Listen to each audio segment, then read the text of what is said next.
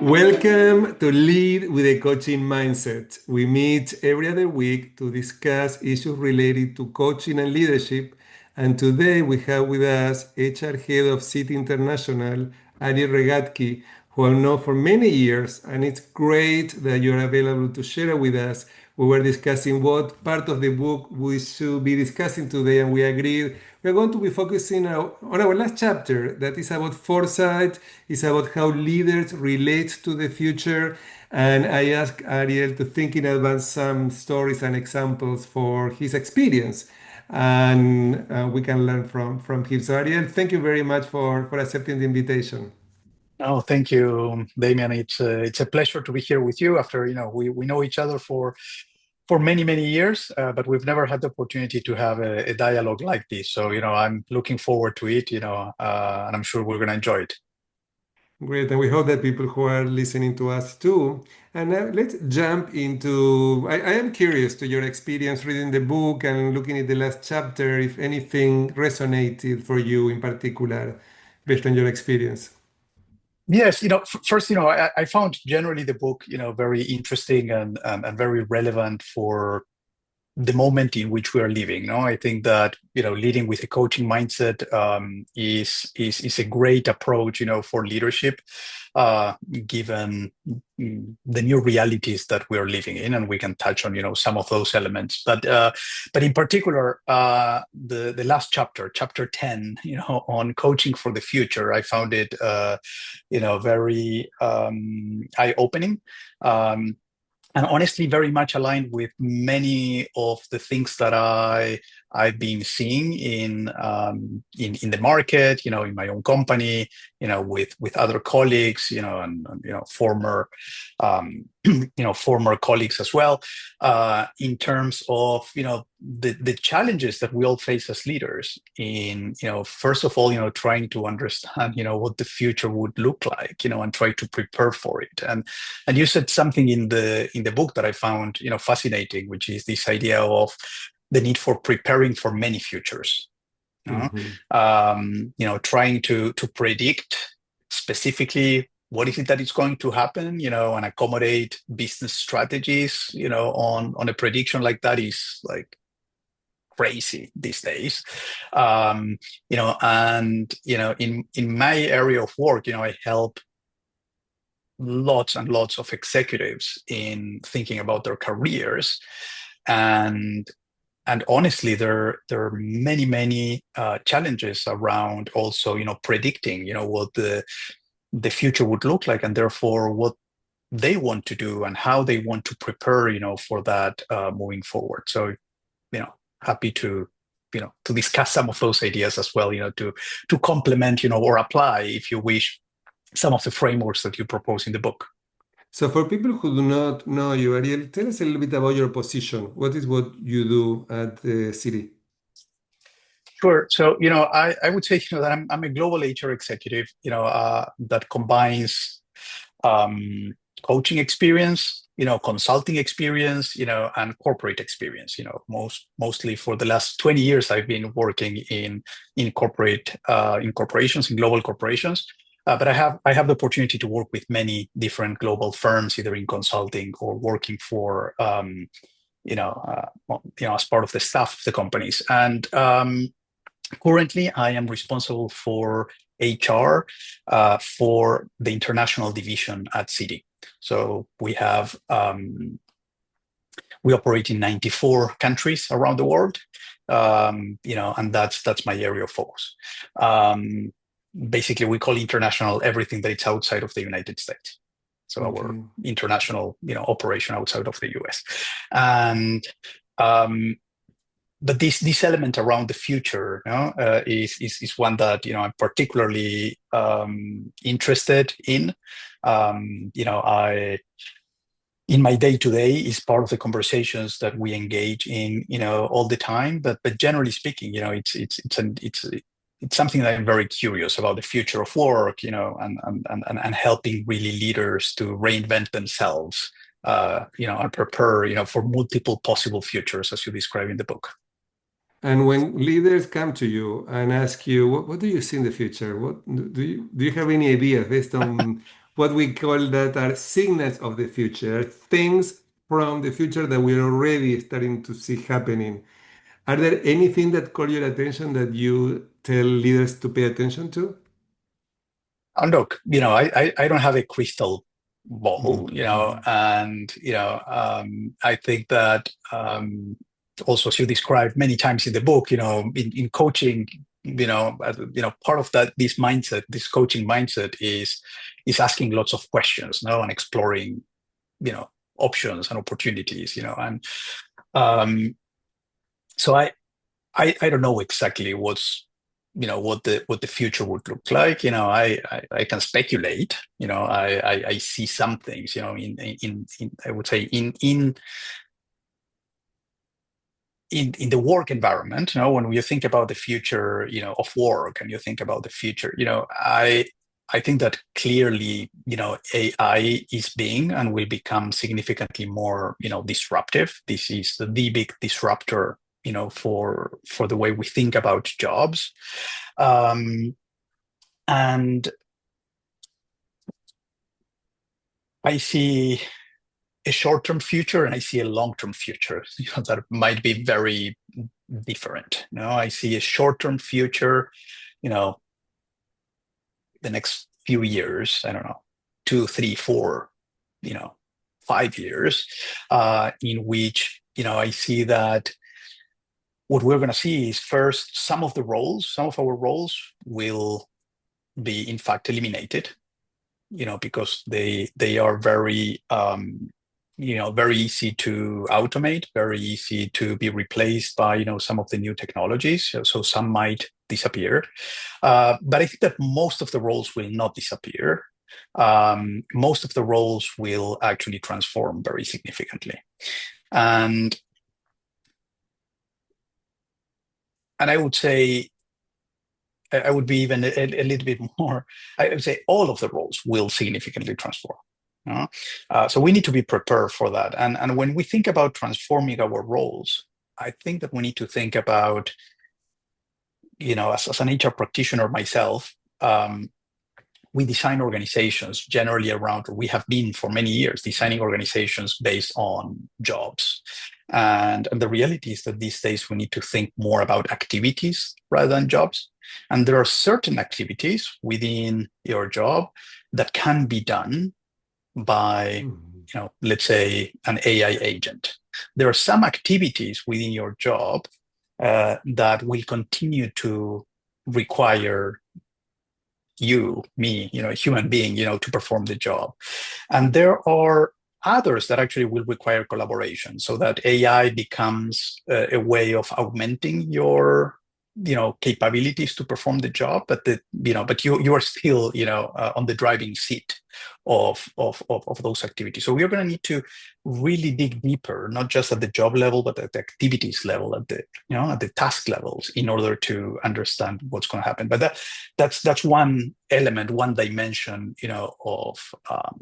of change that I see happening. And I was saying, in the short term, that won't create, I would anticipate, that won't create like mass unemployment, because there are a number of other jobs that will be created, etc. But it will create a significant gap in skills.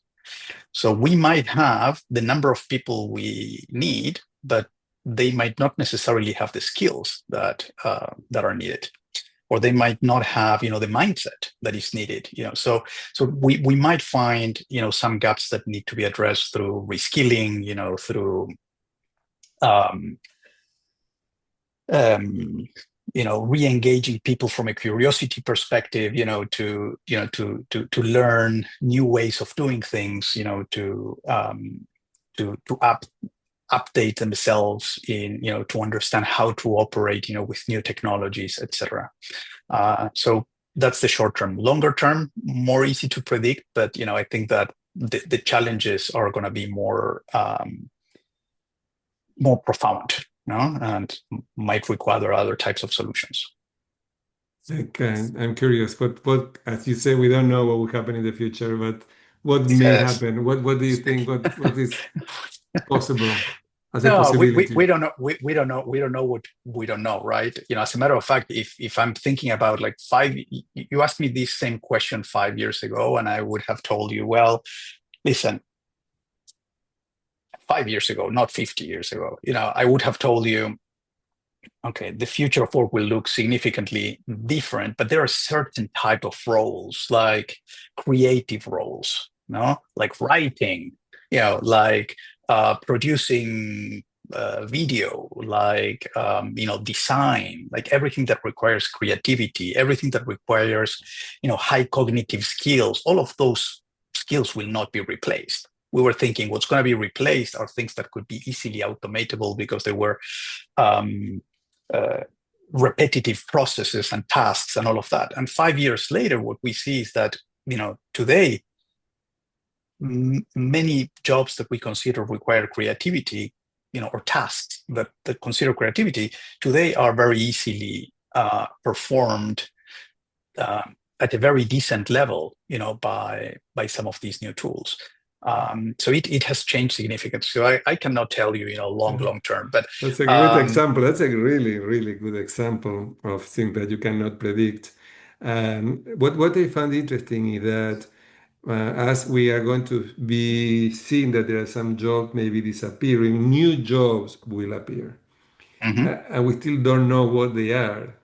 The question is how you can prepare for something that you don't know what is possible. So one of the ways, and I see that with leaders, is you see a percentage of leaders that embrace technology with that curiosity, Hmm. with that interest, but then you have a percentage, and I see also that in my industry as coaches and colleagues who resist technology, who don't want to go there, who avoid it. And I know I'm telling them, you're going to get behind. So you need to learn, you need to figure out, pay attention, get involved, because even though you do not like it, too bad. If you don't do it, it will be a consequence.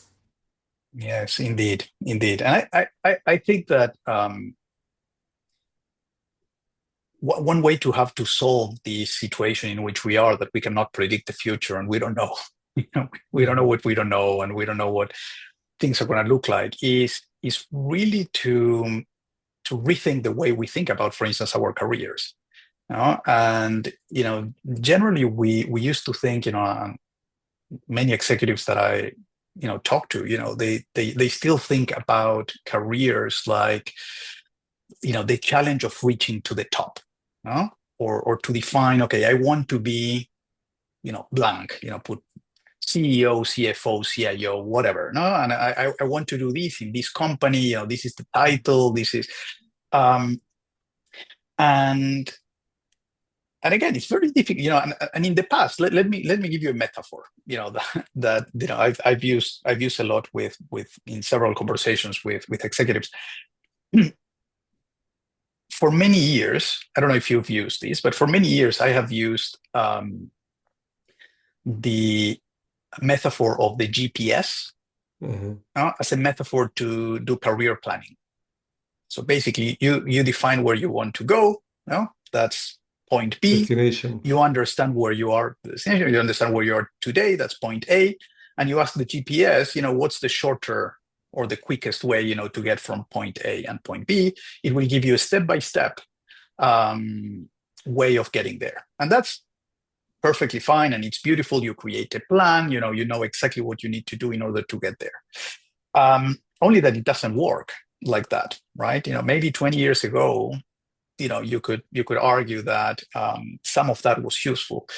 So then, I started to add, another concept, which is, well, we don't use regular GPS like the Garmin, those, anymore. We use now Waze. We have been using for many years Waze. And Waze is a much more interesting, device and metaphor, because what it does is it continually look at your surroundings. It's gathering information in real life, and it's informing your plan and recalculating, and offering you different alternatives on how to get from point A to point B. So you still have the destination, you still know where you are, but now you are getting feedback I from love others, that. you are It's a reading the great metaphor. environment, and all that, and in order to get there. So it's much better. But you know what the problem is, Damian? For the new world that we are right now, the world of AI, the world of self-driving cars, if you wish, that is no longer a good metaphor either, because there's no way you can know what the destination is, So here the destination right? may even change. So before Exactly. you know where you're going, now you don't know where you're going because You you don't know don't where know you're what. going. So, Okay. so, so I think that the challenge now, and I like to think, the new metaphor maybe it's more like a Lego, no, Uh-huh. in which you use Legos and you build, let's say you have to build a car with a Lego, but then you can take the pieces apart and you can build something else with those same pieces. No? So you need to learn certain things, learn new things, and reaccommodate, not just how you get there, but even where you're going.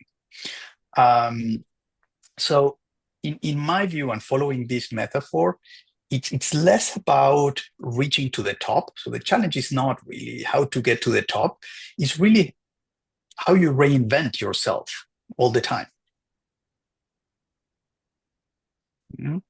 Um, so that's, and I think that in reinventing yourself, you need to um, you need to think about the journey more than the destination. And it sounds like too cliche, no? Yeah. but I mean it in the sense of, given that you don't know what your destination is and there's no way of knowing, well, you'd better make it worth the journey. So it's about who you go, through this journey with. It's about the meaning that you give to this journey and how significant are those experiences, those things that you see in the journey. And it's about, feeling that although you don't know exactly where you're going, that it's worth the ride. Huh? Um, I and honestly, I think that this could be very rewarding. Probably you see this in your coaching practice Mhm.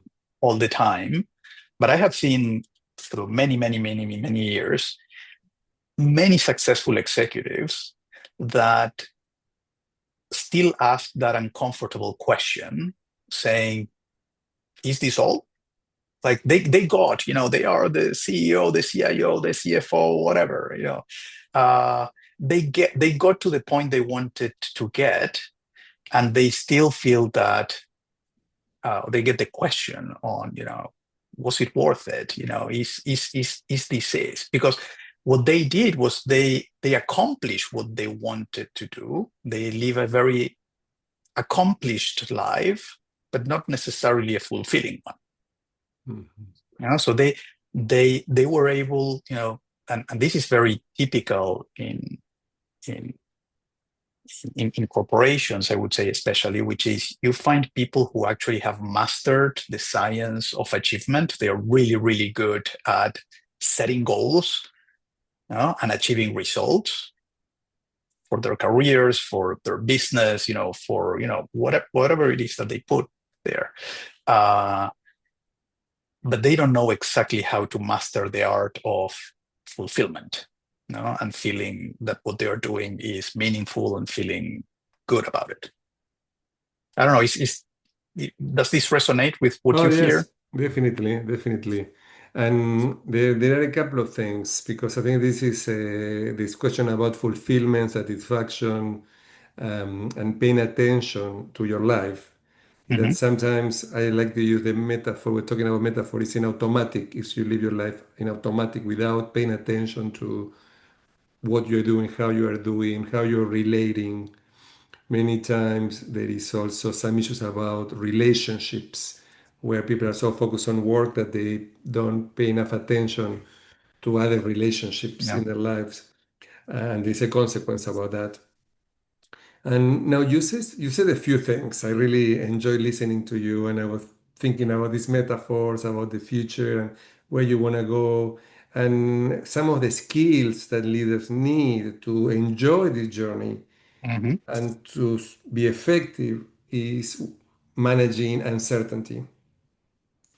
So, how do you navigate conversations with leaders around uncertainty, or even in your own experience, as a leader yourself, with your own Yeah. teams?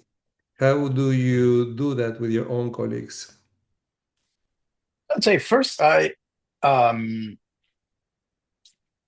I am, honest about, knowing what I know and not know, and not knowing what I don't know. And so embracing that uncertainty is what I mean. It's not trying to hide it and think that, I can eliminate the uncertainty, but embracing it. Um, Second, I would say, and you said something in the book that also resonated to me around this. That you said something along the lines of, sometimes you make decisions without having all of the information, and some of those decisions might be, risky. But even the risk of those decisions with limited information are less risky than not making a decision, that staying still. And I think that, leading in uncertainty is also understanding that you're going to need to take some risks, and the biggest risk is actually not moving. And talking about moving, and I talk I mentioned several times the word reinvention, no? That we need to reinvent ourselves, all the time, and I think that it has to do with motion. We need to be in constant motion. The other thing that I share with, people in my team, and others is, um, most often than not, uh, you're better off changing roles, changing strategies, and learning than than staying where you are. So I think that being in constant movement, reinventing yourself, asking new questions, that's a skill that is very relevant. If I'm going to use a term that this is not scientific, and don't look it in any book because it doesn't exist. I just came up with it, but I call that, kinetic intelligence, in Mhm. the sense of, this ability. We talk about emotional intelligence and cognitive intelligence, but I think that now the most important one is this kinetic intelligence. It's the ability of staying in motion, of continually exploring new scenarios, to using your words, many futures, learning through, reinvention and trying new things. And I think that is the greatest, competency that we need these days. The other one, obvious, that it's related to this, is staying curious, and in constant, keeping ourselves hungry for learning new things, and paying attention, to um, to all of the emerging, um, trends and emerging futures that we see coming. So I was thinking about this kinetic intelligence that you developed, this idea. And I believe that sometimes people don't take action for fear. Mhm. And the fear sometimes is a conscious and sometimes unconscious. So they don't know what they're not taking action. They're thinking that not moving forward, they are safer.